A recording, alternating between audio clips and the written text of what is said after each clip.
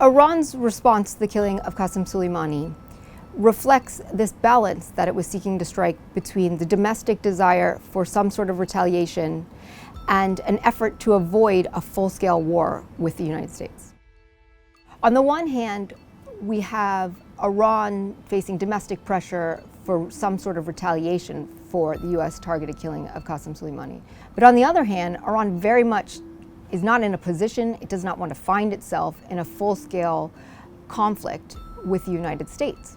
Iran has two main policy objectives at the front of its mind. The first is to see U.S. troops leave Iraq. For Iran, that would be a very big policy win if the U.S. troops ultimately left Iraq, because it would allow it to extend its influence in Iraq. And secondly, Iran wants to see sanctions relief. Since the U.S. has withdrawn from the Joint Comprehensive Plan of Action, it has imposed this maximum pressure campaign on Iran.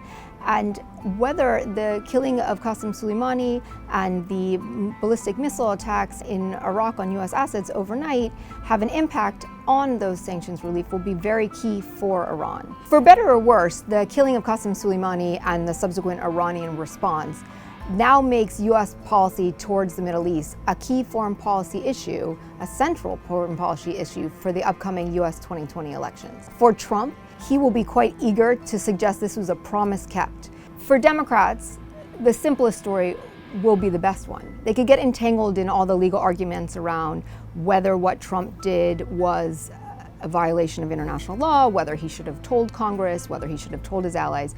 But really, we'll be watching to see, do Democrats ask the question, has Trump's policy in the Middle East made the U.S. safer? Soleimani was immediately replaced by his deputy.